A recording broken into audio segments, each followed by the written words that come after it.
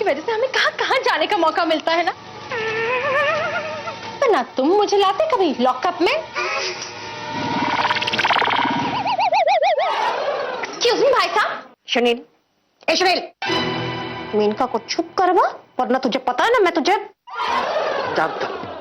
मेनका, मेनकुड़ी, 15 अगस्त इस साल कौन सी तारीख को आने वाला है?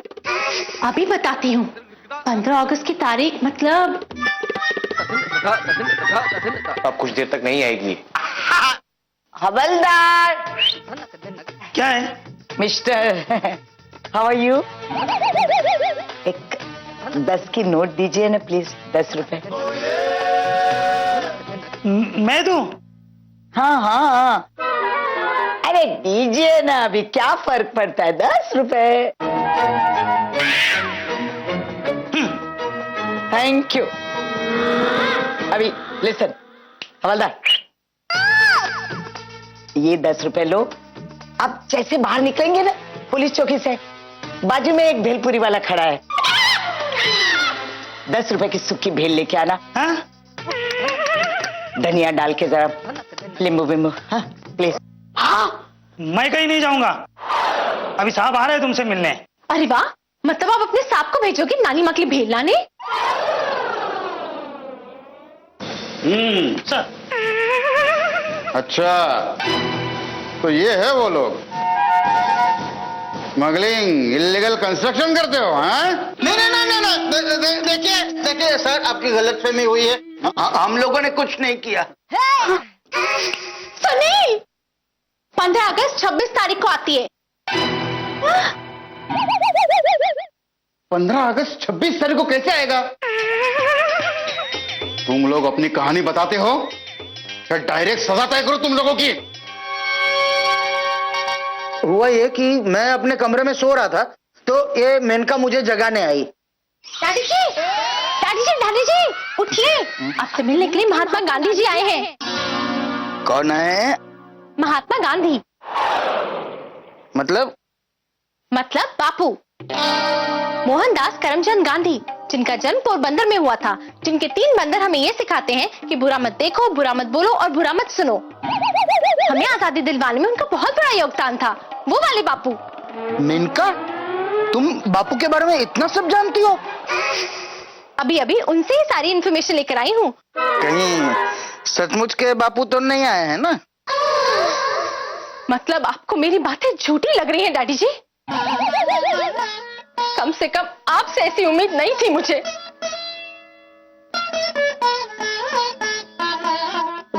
ठीक है, इतना इमोशनल होने की जरूरत नहीं है।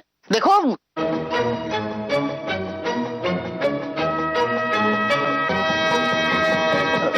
चलो।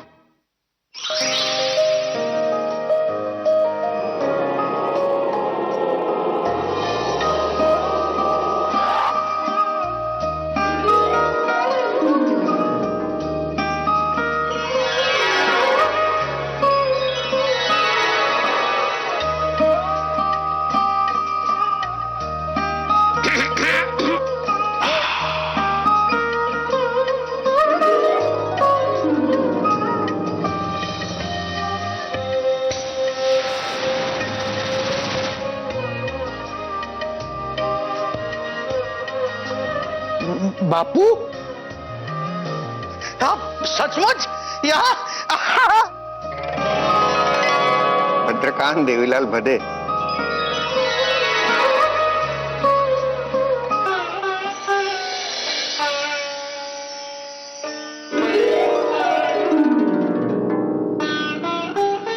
अब बैठो।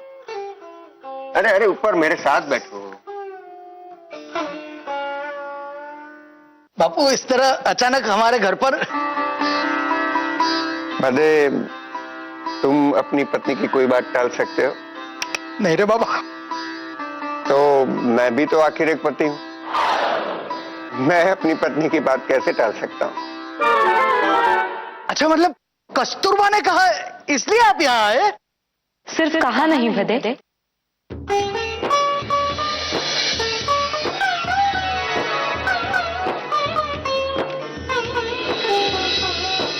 साथ में लेकर आई मैं इन्हें। कस्तूरबा खुद? भदे,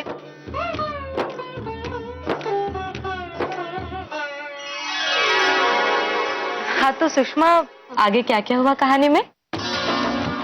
हाँ तो बा, उस दिन पता है क्या हुआ? 26 जनवरी की छुट्टी थी। अरे वाह, 26 जनवरी की बात चल रही है?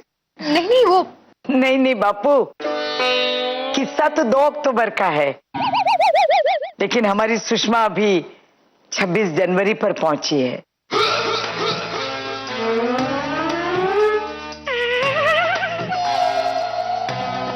मतलब अभी 10 महीने और बाकी है। तो हमारी आई मीन मेरी सुषमा बातें थोड़ा डिटेल में बताती हैं। अच्छी आदत है भदे। हफ्ते में 2 बार मौन रखने से तो अच्छी आदत है ना? देखा बदे, ताने मार रही है मुझे ये। अबे आप दोनों का आपस में। बापू, आप तो जानबूझकर मौन व्रत रखते हैं ना। मैं तो सुषमा के साथ में होता हूँ तो कंपलसरी मौन व्रत रखना पड़ता है मुझे।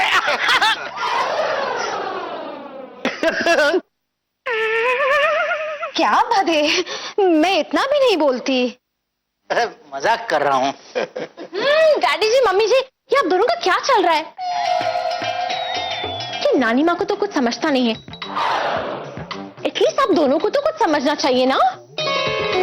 एक खाली खोपड़ी, तू मुझे बीच में क्यों घसीट रही है? ओफो नानी माँ, ये बहस का वक्त नहीं है, आप शांत रहिए। बापू घर में आए हैं, उन्हें क्या चाहिए वो तो देखिए। हाँ नहीं, आज मेरा उपवास है, मुझे कुछ नहीं चाहिए बेटी। ओह नो, मुझे तो आपको आज अपने हाथों का बना हुआ पापड़ पिलाना था।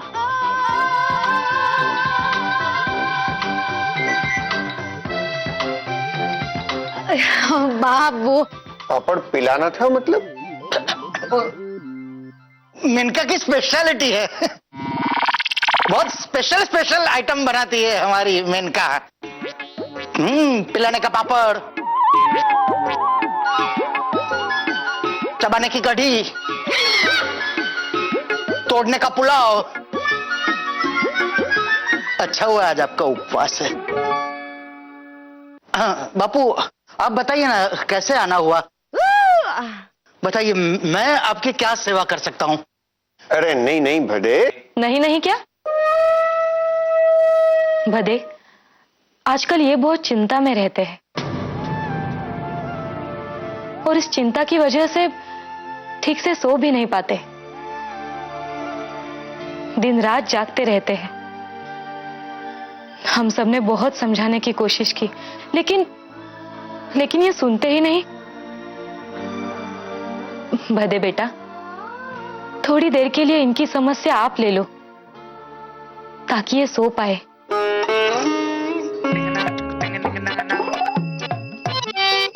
बापू, आप अपनी चिंता मुझे दे दो। नहीं भदे, उसकी कोई जरूरत नहीं। तुम जनता की जो सेवा कर रहे हो वही बहुत है। ऊपर से मेरी परेशानी देकर के मैं तुम्हें और परेशान नहीं करना चाहता। नहीं, ऐसा मत कहिए। देखिए, आपके लिए कुछ करना मेरे लिए बहुत बड़े सौभाग्य की बात है। जी बाबू। प्लीज, आपने देश के लिए कितना कुछ किया है, तो क्या मैं आपके लिए इतना भी नहीं कर सकता? अपना हाथ मेरे हाथ में दीजिए। तो तुम्हारे कहने का मतलब है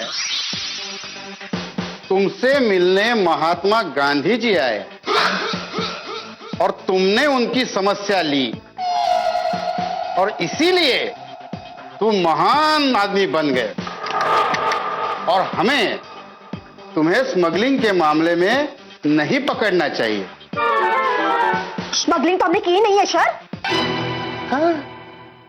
सर, अब पूरी कहानी सुनेंगे ना, फिर आपको पता चलेगा।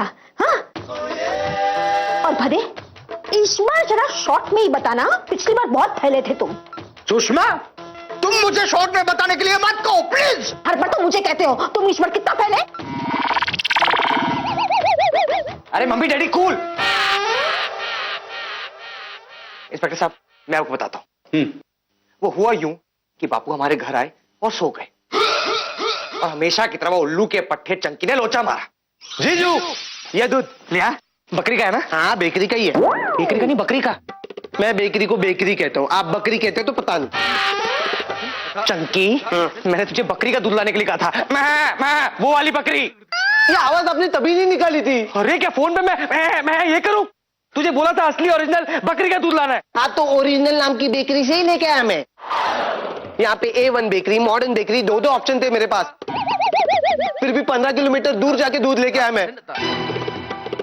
ये लो उसके टैक्सी का बिल, 900 रुपए। 1 लीटर दूध के लिए 900 रुपए गवा दिए तूने। अब ये तो आपको सोचना चाहिए था ना जीजू। अब जो है उसी से काम चला लो ना। वैसे भी बकरी को पता नहीं चलेगा कि उसका दूध है या भैंस का है? अरे सोन, बकरी को खुश करने के लिए दूध नहीं मंगवाया हमने।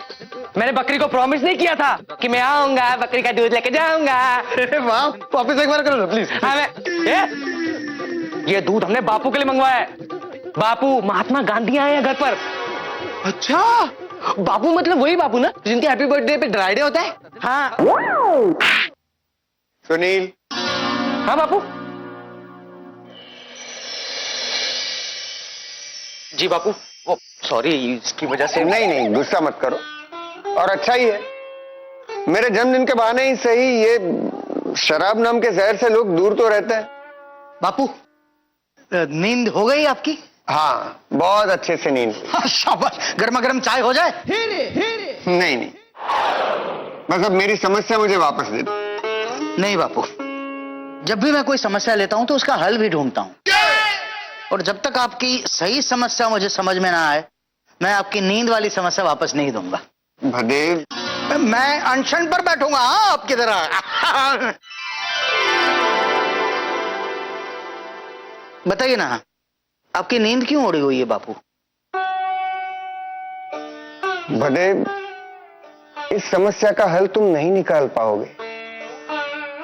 अब बताइए तो सही, ऐसी क्या चिंता है कि आपको नींद नहीं आती है? मेरी चिंता ये है भदे के मेरे प्यारे भोलाराम को सदमा लगा है।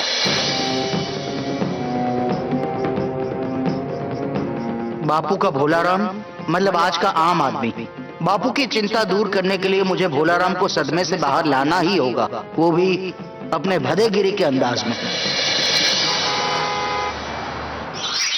अब तुम्हारे सदमे के जो भी कारण है वो मुझे दे दो।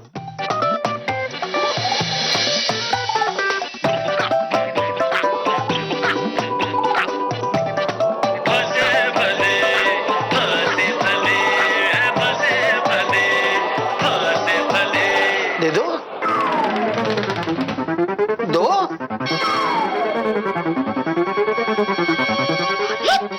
अरे दो। डैडी, डैडी, धीरे धीरे खींचो बेचारे के हाथ, आपके हाथ में आ जाएंगे। हाँ भदे। भाई साहब, मेरे पति के हाथ पांव अच्छे हैं, इसी में सुख मानती हूँ मैं। ये मत छीनिए मुझसे। हाँ, पर इसकी प्रॉब्लम आ क्यों नहीं रही है मेरे पास? मैंने कहा था ना भदे, ये समस्या तुम हल नहीं कर पाओगे। हाँ, पर मुझे कोशिश तो करने दीजिए बापू। आप बताएंगे बहन जी, क्या हुआ क्या है एग्जैक्टली? क्या बताए भाई साहब, एक जमाने में ये बहुत हंसते खेलते थे, लेकिन धीरे धीरे बहुत सारे शौक लगे इन्हें। अच्छा अच्छा, तो क्या ये वायरमैन का काम करते थे? तुम्हें रबर चप्पल देनी थी ना, शौक नहीं लगता। सुनील बेटा, तूने जो वर्षों से मेनका नाम का शौक हमको दिया है ना, उसे अभी संभाल ले। मेनका, हाँ? लाल गुलाब का कलर क्या होता है? लाल गुलाब साइज क्या है फूल का? हाँ, तो बतानी तो पड़ेगी ना बेटा। इतना बड़ा। ओके, अभी सोच के बताती हूँ मैं सुनील। Very good. डैडी, अभी बिजी होगी, जल्दी जल्दी पूछ लीजिए। हाँ, बहन जी आप जल्दी से बता दीजिए किस बात का सदमा लगा है इन्हें? बहुत सारी बातें हैं भाई साहब। मतलब एक दिन ये प्याज लेने गए तो देखा प्याज 100 रुपए किलो हो गए हैं। इन्हें सदमा लगा। फिर ये दाल चावल लेने गए तो तूर दाल 150 रुपए किलो हो गई है। फिर एक बार इन्हें सदमा लगा।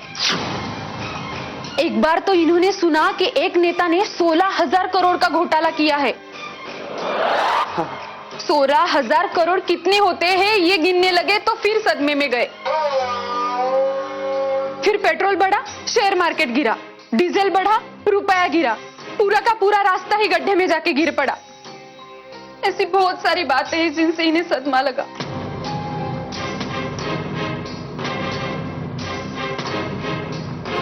हाँ डैडी, इनकी हालत सुधारने के लिए तो हमें पूरा देश सुधारना पड़ेगा।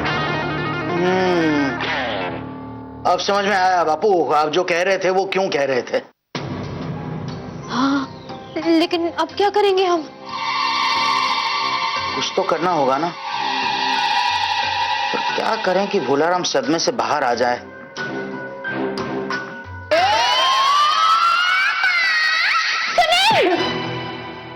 लाल गुलाब का कलर पीला होता है कंफर्म।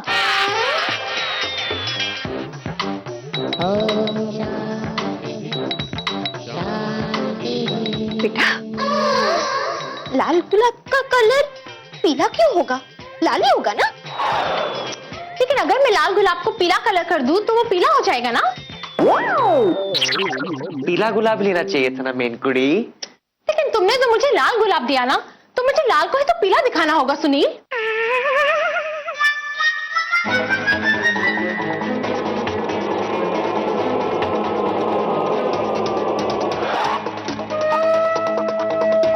सही कह रही है मेनका, हमें लाल को ही पीला दिखाना होगा।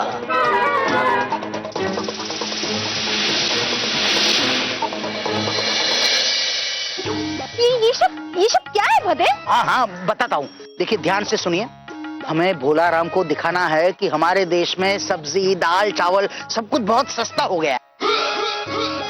ये देखेगा ना तो वो खुश हो जाएगा और सदमे से बाहर आ जाएगा, ठीक है?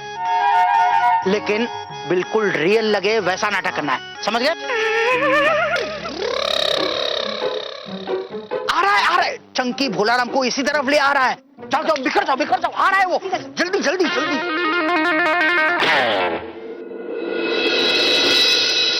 ले लो सब्जी ले लो, अच्छी सस्ती सब्जी ले लो। आओ आई टाइम माई सब्जी ले लो, सस्ती सब्जी ले लो। राम राम भैया जी। वो भैया बोले रहे हैं। राम राम भाभी जी, कैसे हैं आप? हम बढ़िया हैं भाभी जी। फैमिली, परिवार सब ठीक है? वो भी बढ़िया हैं। हाँ, बारिश कैसी हुई इस साल? बढ़िया हुई। हाँ, तो फसल तो बढ़िया ही हुई होगी। हाँ, फसल भी बढ़िया हुई। अच्छा, गांव कब जाने वाले हैं आप? जब जाएंगे तब मुझे बताकर जाना। कितना बोलती हो सुषमा आलतू फालतू सब्जी वाले से। चुपचाप सब्जी लो ना। अरे, सब रियल करना है कि नहीं? तो बात तो करनी पड़ेगी ना भदे मुझे। हाँ, लेकिन अब सब्जी का दाम पूछो। बताइए बहन जी, क्या चाहिए आपको? भैया जी, आलू का क्या भाव है? आलू सिर्फ 3 रुपया किलो। 3 रुपया किलो? इतना महंगा आलू? तो ये सामने की सब्जी वाला 2 रुपए किलो में बेच रहा है। मैं तो वहीं से ही जाकर लेती हूँ। अरे, रियल करना है तो ऐसा सब करना पड़ेगा ना। मैं घूम कर आती हूँ, ठीक है? अरे सस्ती सब्जी, इतनी सस्ती 2 रुपया किलो। अरे हम भी 2 रुपए में दे देंगे आलू। 2 रुपए। पूरे देश में सस्ता हो गया है सब्जी। वो भी ले लो, सस्ती सब्जी ले लो। आओ बहन जी। बहन जी क्या कहते हो सुनील? मिनका डार्लिंग कहो या फिर मेन कोड़ी कहो ना। डैडी, मेनका अभी सुनील दुकानदार बना है ना, दुकान ग्राहक को कभी डार्लिंग कहता है क्या? ओके ओके ठीक है। क्या क्या है रे भैया तुम्हारे पास? हाँ, आलू 2 रुपए किलो और बैंगन 3 रुपए किलो। प्याज 1 रुपया किलो, मटर 5 रुपया किलो, गाजर है, बैंगन है, सब कुछ सस्ता वाला है। बोलिए बोलिए। पाव किलो मूली दे दो। मूली मूली।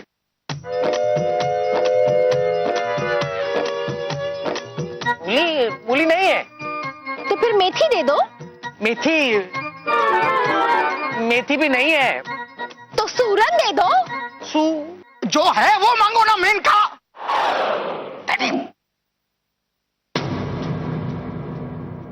जो है वो मांगो ना बहन जी। भाजी। मुझे जो चाहिए वो तो यहाँ है ही नहीं। ऐसी जगह से सब्जी खरीदने का क्या फायदा? नहीं चाहिए। अरे रुको, कुछ तो ले लो, बैंगन ले लो, फूल गोभी ले लो, सस्ता वाला फूल गोभी ले लो। फूलगोभी।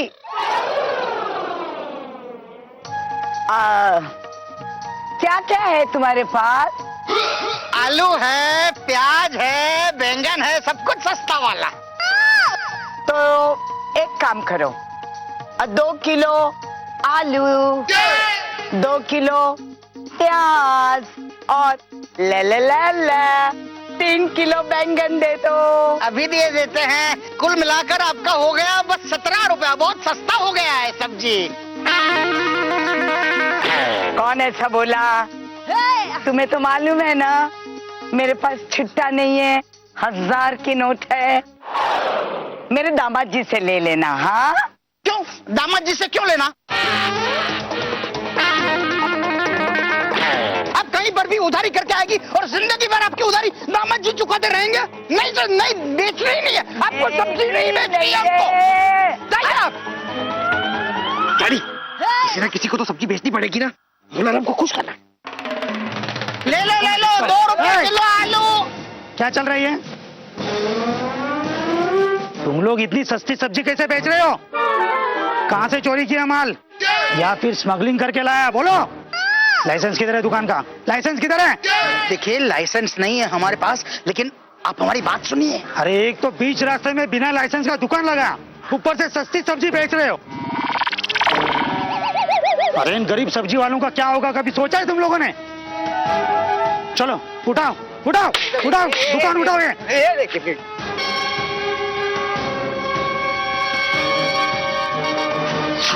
आम आदमी की समस्या पता नहीं कब सुलझेगी। यहाँ तो पासा उल्टा पड़ गया।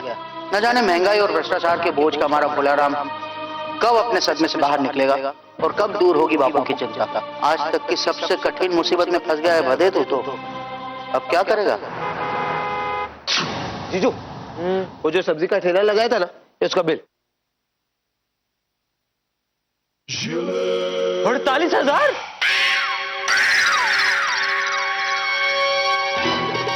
वो सब्जियां 48,000 की थी? हाँ अंकल, जीजू ने कहा था फ्रेश सब्जी चाहिए। और अच्छी फ्रेश वाली सब्जी अपने यहाँ तो वाशी मार्केट में मिलती है 50 किलोमीटर दूर। और वो सारी सब्जी मैं एसी टैक्सी से लाया हूँ। AC taxi? Air condition taxi में सब्जियां लाए हो? धीरे बोलो धीरे बोलो। ये भोलाराम को है ना सदमे से बाहर लाना है, सदमे के और अंदर नहीं डालना है हमें। हाँ हाँ जीजू, आप चेक दे रहे हो ना? देता हूँ तुझे, बाद में बराबर देता हूँ। ओके। भदे, आपकी ये सस्ती सब्जी की दुकान बहुत महंगी पड़ी। और भोलाराम तो वैसा का वैसा ही है, ऐसा कोई फर्क ही नहीं पड़ा।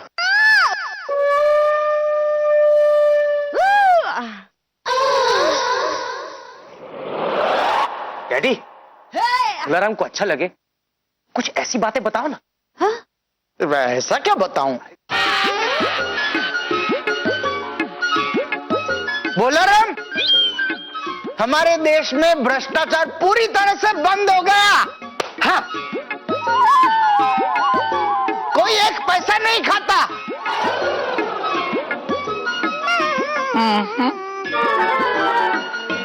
भोलाराम, सारे नेताओं ने स्विस बैंक के अकाउंट्स बंद कर दिए हैं और यहाँ पर कोऑपरेटिव बैंक्स में अकाउंट्स खोले हैं।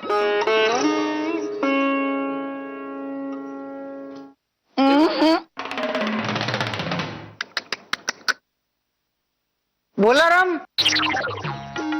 हमारा देश दुनिया में नंबर 1 देश बन गया है।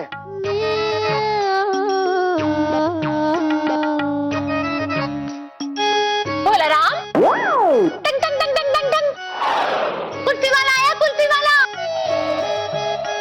भोलाराम, हमारे घर के बाथरूम के नल टपकने बंद हो गए हैं। ये तुम दोनों क्या बोल रही हो भोलाराम को? सुनील ने तो कहा था क्यों नहीं अच्छा लगना चाहिए। और घर के बाहर जब भी कुल्फी वाला आता है तो सबको बहुत अच्छा लगता है। नानी मत अपनी 1000 की नोट लेकर भागती है बाहर। वो तो हमेशा। और भदे, हमारे घर के नल का टपकना बंद होना तो बहुत खुशी की बात है। अरे पर हमारे घर के नल का टपकना पूरे देश की समस्या है क्या सुषमा? क्यों, हमारा बाथरूम क्या इस देश में नहीं आता? हम क्या इंडिया के बाहर जाकर नहाते हैं डैडी जी? ये खाली खोपड़ी भोलाराम की तरह चुप क्यों नहीं हो जाती सुनील? और दामाद जी, ये भोलाराम ऐसे सुनने से खुश नहीं होगा। हमें कुछ ऐसा दिखाना चाहिए जिससे वो खुश हो जाए। पर ऐसा क्या दिखाएं?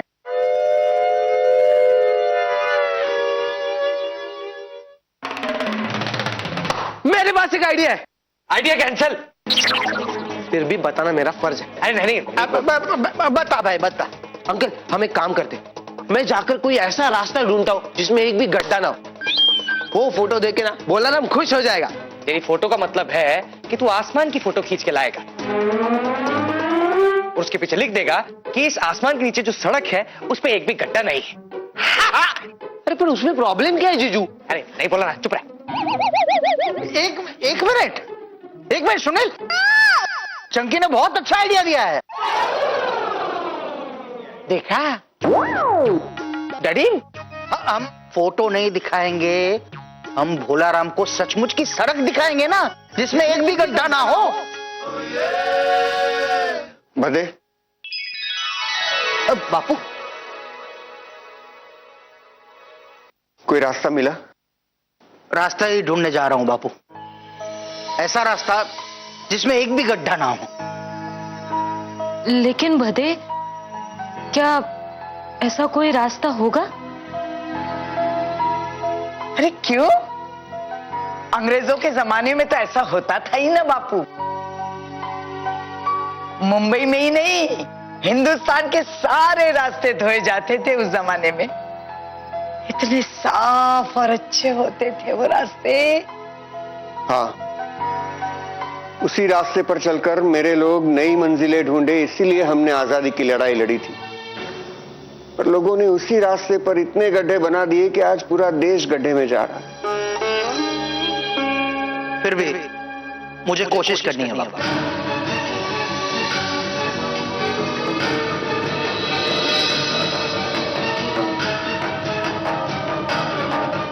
डैडी जी, वो देखो, वहां एक गड्ढा है और वहां भी एक और गड्ढा है। वहां देखिए, वहां पे तो बड़ा सा गड्ढा है। मिनका बेटा, हमें गड्ढे नहीं ढूंढने हैं। ऐसे ही गड्ढे तो लाखों करोड़ों हैं इंडिया में। हमें भोलाराम को खुश करने के लिए उसे बिना गड्ढों वाला रास्ता दिखाना है। तो फिर ऐसा एक ही रास्ता मालूम है मुझे। कौन सा? हमारे बाथरूम से लेकर हॉल तक का रास्ता और हॉल से लेकर किचन तक का रास्ता। वहाँ एक भी गड्ढा नहीं है, मैंने बहुत बार देखा है। अच्छा, नहीं, एक आध गड्ढा तो होगा मेनका, ठीक से याद करो तुम। डैडी आप भी। नहीं डैडी जी, बिल्कुल भी नहीं है। नानी माँ ठीक कहती है, दामाद जी का ध्यान घर में होता ही नहीं है। आपको तो कुछ मालूम ही नहीं है।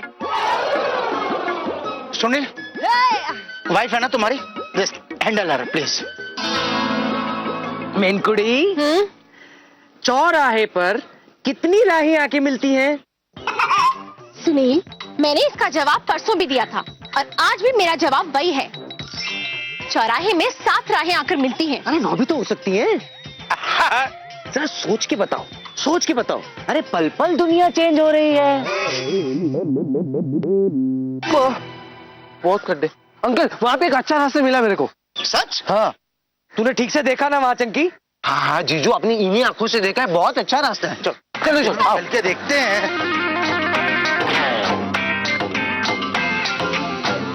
आओ। ये देखो,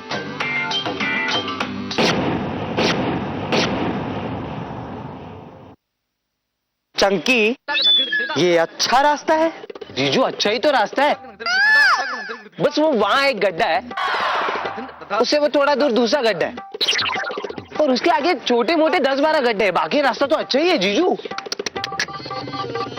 चंकी नहीं, चलो ना, हमारे बाथरूम के सामने का रास्ता है ना अच्छा, वही दिखाते हैं। हाँ वही चलो ना, मुझे भी बाथरूम जाना है। यार तुम लोग जरा शांत रहोगे? डैडी अब क्या करें?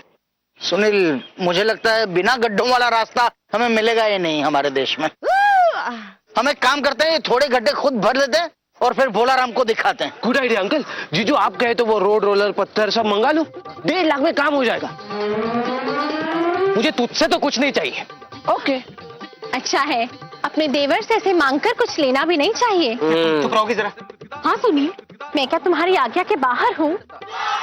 सुनील, हम मेनका और चंकी को डालकर गड्ढे भर देते हैं।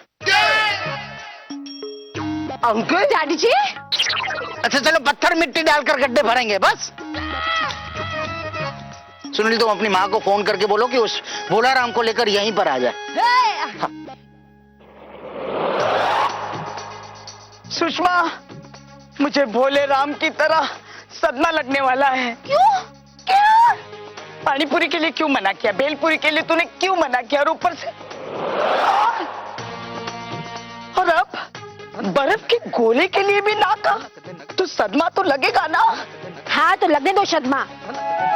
ओ कश्मीर की कली, ये जो कमसिन उम्र हो गई ना तुम्हारी, उसमें बाहर का चट्टाकेदार खाना खाओगी ना, तबीयत बिगड़ जाएगी तुम्हारी कल्याणी। दुष्ट हो गई है तो दुष्ट सुषमा, दामाद जी के साथ रह रहकर। भोलाराम, भोलाराम, पानीपुरी खाने का मन नहीं होता है तुम्हारा? अरे पानीपुरी वाला था ना वहां, मांगने का तुम्हारा तो हक बनता है। मांगो ना, तुम्हारे साथ मुझे भी मिलेगी ना। भोले भोले। अरे बाप रे, इसका तो चेहरा हिलता ही नहीं है। हिलेगा माँ, जब बिना गड्ढे वाला रास्ता दिखेगा ना उसे, तो उसका लकड़े वाला चेहरा भी हिलने लगेगा, है ना भोलाराम? चलो चल चल चल, चल।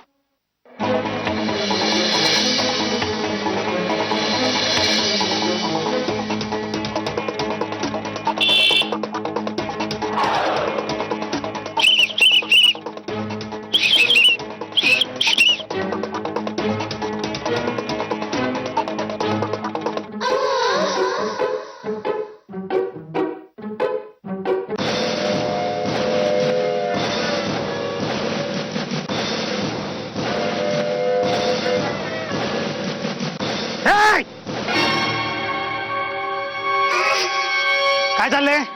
क्या चल रहे?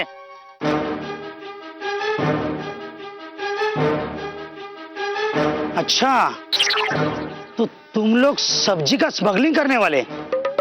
उधर से छोड़ा तो इधर क्या कर रहे हो? अरे हम यहाँ गड्ढे भर रहे हैं। क्यों? म्यूनिसिपालिटी ने कॉन्ट्रैक्ट दिया क्या तुमको? हैं? लाइसेंस है तुम्हारे पास? हाँ हाँ, लाइसेंस है ना हमारे डैडी जी के पास। क्या लाइसेंस कहाँ है मेरे पास? मेनका, हाँ?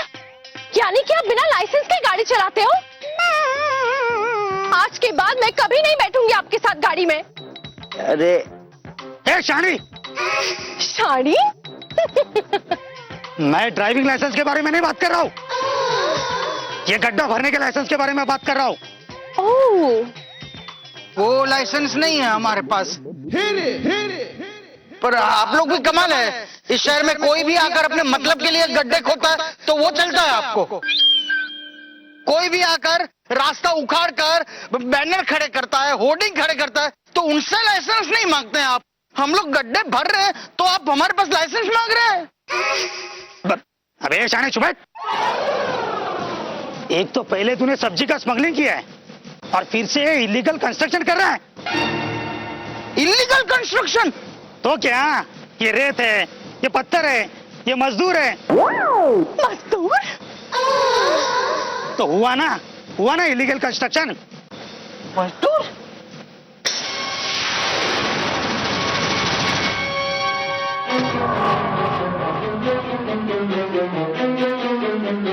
भदे, ये है तुम्हारा बिना गड्ढे वाला रास्ता? इससे अच्छा तो मैं बर्फ का गोला खाती। तू मुझे जल्दी जल्दी लेकर आई या बिना गड्ढे का रास्ता दिखाने।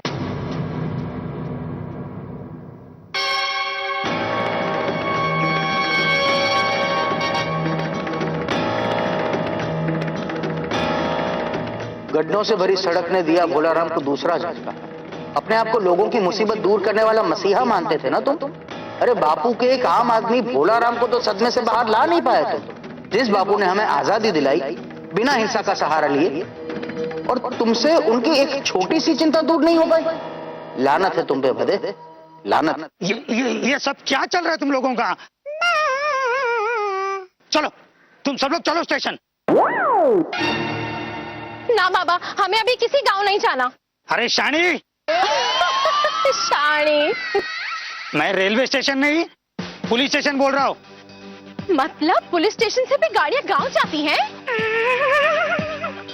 अरे यहाँ किसको गांव जाना है? किसी को भी नहीं। तो आप हमें क्यों स्टेशन लेके जा रहे हैं? मैं तुम्हें पुलिस स्टेशन ले जा रहा हूँ। अरे कोई तो समझाओ ना इसे। आप रोइए मत मेनका, हम स्टेशन चलते हैं। फिर गांव जाना है या नहीं जाना है वो बाद में देख लेंगे। हाँ बेटा। ओके डैडी जी। चलो चलो।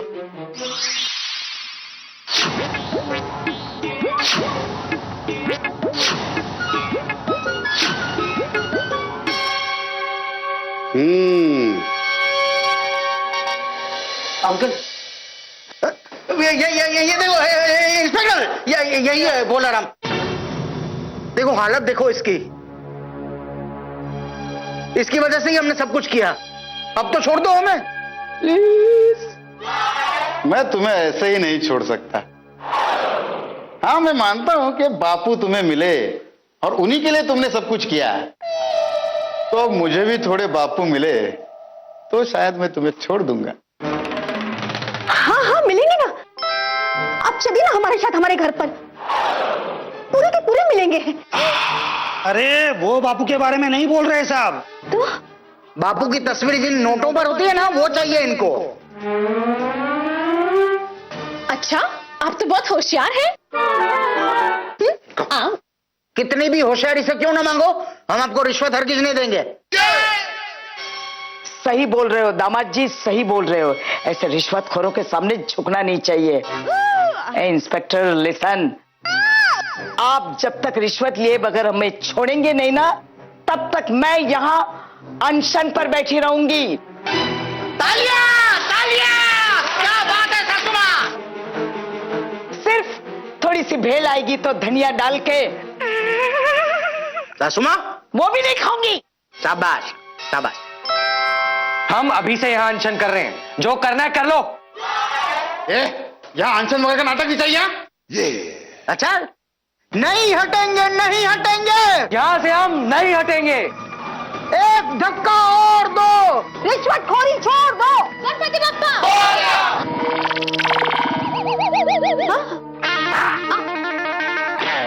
मेनका, ये क्या था? भगवान का नाम लिया डैडी जी। चंकी, तुम वहाँ खड़े खड़े क्या कर रहे हो? हमारी फोटो खींचो। Come on. सर, बड़े आदमी के साथ आइए। स्माइल। सर, फोटो मत खींचो। तुम सब चुप रहो एकदम। नहीं, खींचो खींचो चंकी, और 2-4 फोटो खींचो। हम ऐसे चुप नहीं रहेंगे। पहले बोलो, रिश्वत मांगना गलत है क्या?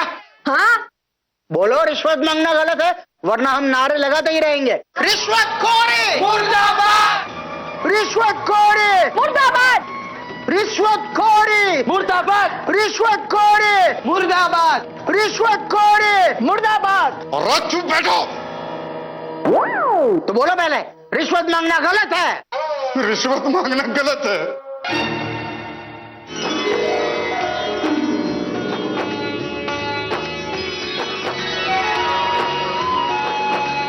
रिश्वत मांगना पाप है? रिश्वत मांगना पाप है। बोलो, मैं कभी किसी से रिश्वत नहीं लूंगा। मैं कभी किसी से रिश्वत नहीं लूंगा।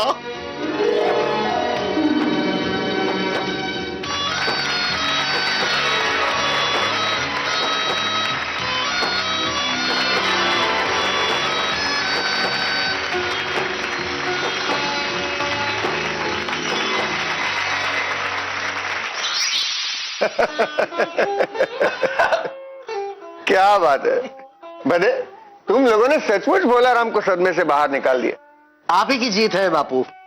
आप ही का तरीका अपनाकर एक आम आदमी की छोटी सी ताकत दिखा दी। हाँ बापू, अगर आम आदमी अकेला होगा तो हमेशा डर के रहेगा, भोलाराम की तरह सदमे में रहेगा। लेकिन अगर सब एकजुट होकर लड़ेंगे तो भ्रष्टाचार, महंगाई, गुनहगारी को मुंह तोड़ जवाब दे पाएंगे और फिर किसी की हालत भोलाराम जैसी नहीं होगी, है ना बापू? हाँ, अगर इस देश का आम आदमी जाग गया तो मुझे चिंता का कोई कारण ही नहीं है। बापू बस, अब आप चिंता ही छोड़ दीजिए। मैं हर रोज जल्दी जाग जाऊंगी। बस नानी माँ देर तक सोती है, उसका मैं कुछ नहीं कर सकती। एक खाली खोपड़ी, मुझे रात को नींद नहीं आती, इसलिए मैं देर तक जागती रहती हूँ। नखरे हैं नखरे।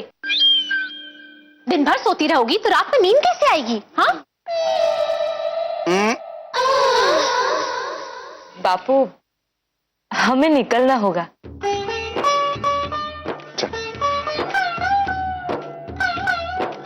नहीं नहीं नहीं, बहुत बहुत धन्यवाद बड़े। क्या बापू, आप शर्मिंदा कर रहे हैं?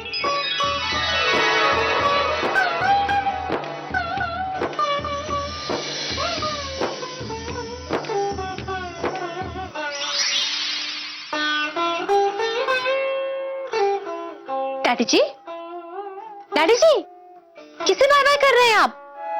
बापू को। बापू को? लेकिन वो कब आए नागपुर से? नागपुर से? हाँ हाँ, अपने नागपुर वाले हैं ना, रघु अन्ना। हम उन्हें अन्ना बुलाते हैं ना, बापू नहीं। मालूम है, लेकिन मुझे लगा आप गलती से उन्हें बापू कह रहे हैं। नहीं, पर गलती से मैं अन्ना को बापू क्यों बुलाऊंगा? क्यों, आप इंसान नहीं हैं? इंसान हूं, पर इंसान होने का क्या है लेना देना? क्योंकि गलती तो सिर्फ इंसान से ही होती है ना। मिनका, मुझे माफ कर दे बेटा। देख, मेरा सर है ना वैसे ही चकरा रहा है, तू ज्यादा दिमाग को एक्सरसाइज मत करा। हाँ? बापू मतलब मैं महात्मा गांधी की बात कर रहा हूँ। अच्छा अच्छा, वो। लेकिन वो क्यों आएंगे नागपुर से? वो नागपुर से नहीं आए थे, वो मेरे सपने में आए थे। मैंने सपना देखा अभी। कैसे कैसे सपने देखने लगा हूँ आजकल। डैडी जी, अब हंसना छोड़िए, नीचे चलिए, आपसे मिलने के लिए सुभाष चंद्र बोस आए हैं। कौन? सुभाष चंद्र बोस। तुम मुझे खून दो, मैं तुम्हें आजादी दूंगा कहने वाले सुभाष चंद्र बोस।